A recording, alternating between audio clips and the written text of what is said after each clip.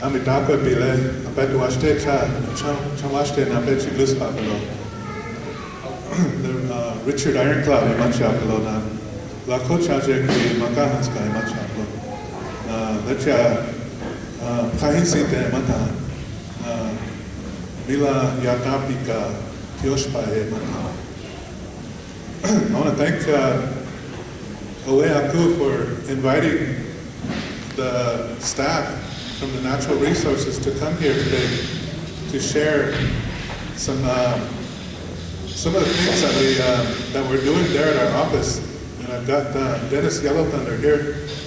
He's with our office, and also got Richard White. He's with the Badlands Bombing Range. But I wanted to share some, I guess, a story first. A story about disconnection.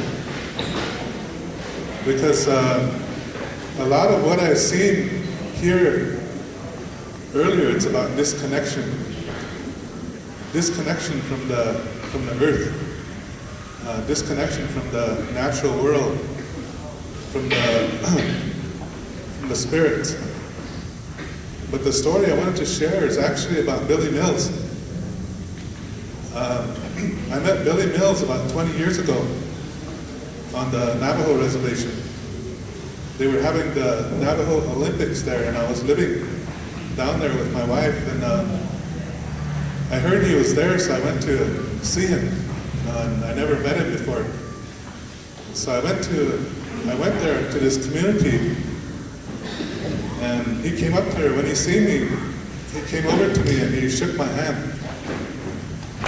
And I told him where I was from and where my ancestors are from and who I was related to. And here he told me a story. He said that after he had won the Olympics, the 10,000 meters, he said he would travel around. He said he was like a hero, and so he would travel everywhere. People were really happy to see him, and they would cheer for him, and he was really well received everywhere that he went. But he said something was wrong with him. He said he was feeling sad. He said everywhere he went, even though people were really happy to see him, he said he had a feeling of sadness in his heart. So he said he went to, he thought he was lonesome for Pine Ridge. So he came home. He came home here, and here he was still lonesome.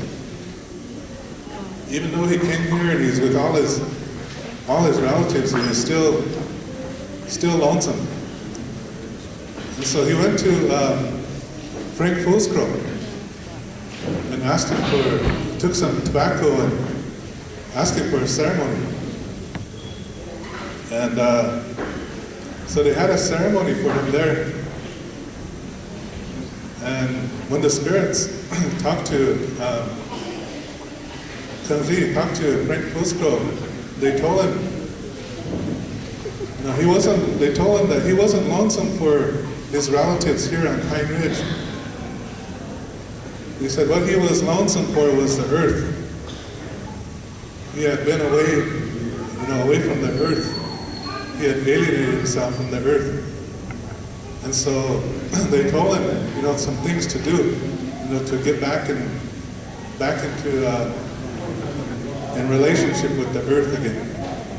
And I think that's what happens to a lot of, like our relatives that are from the Washichu world, they're disconnected from the earth.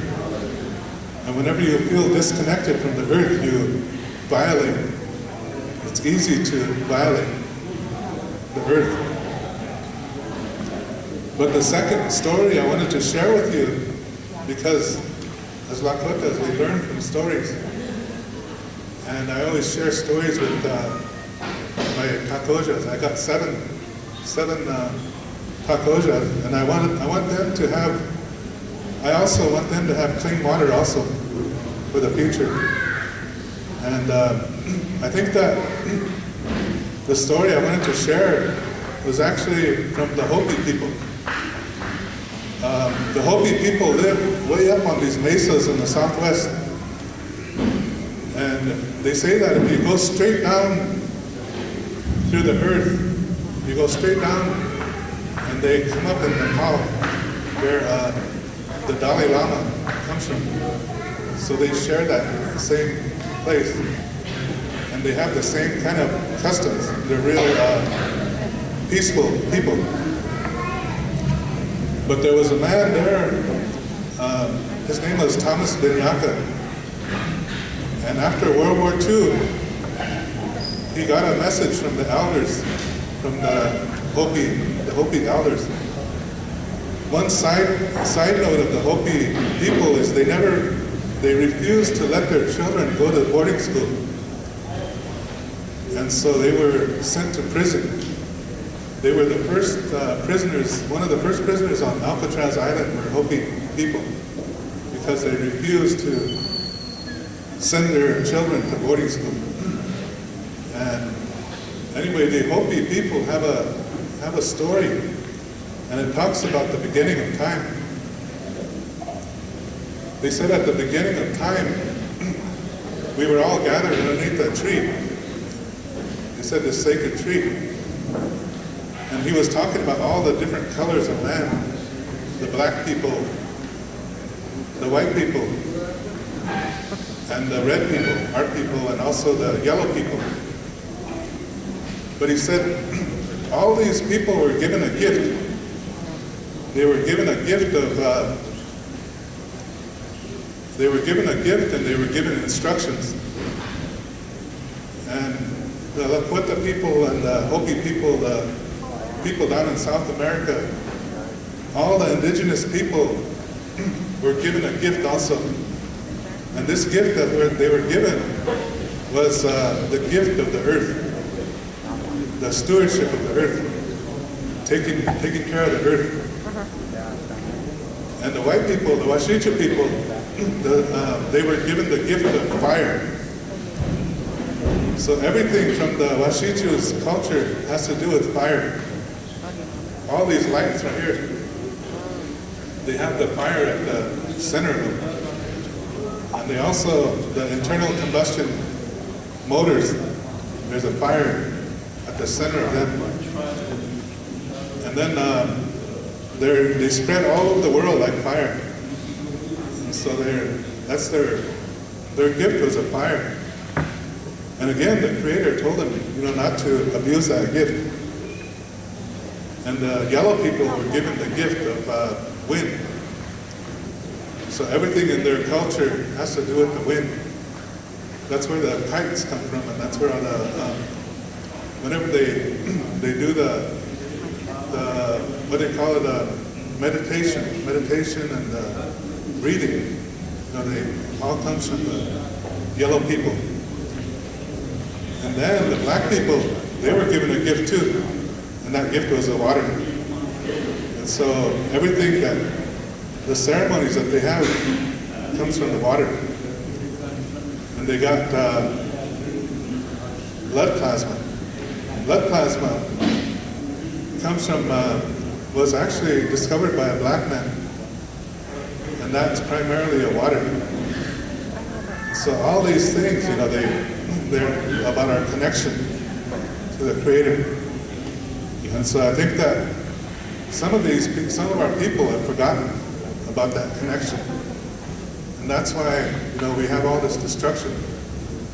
And I think that we have to learn to get reconnected to the Mother, the Earth.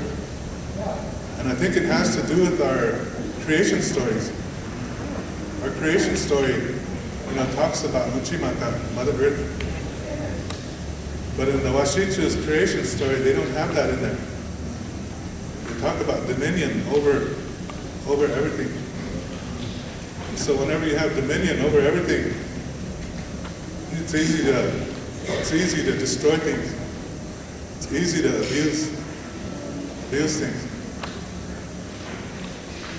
But I wanted to just share those two stories about this connection and how, I think that to help our relatives to remember their original instructions, the original stories. But I wanted to go ahead and turn this over to my coworker, Dennis Yellow Thunder. Dennis's daughter was on that film earlier that you've seen.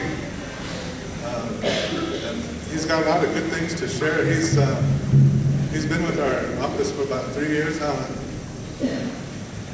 He's also fluent Lakota speaker too, so he's really an asset to our office.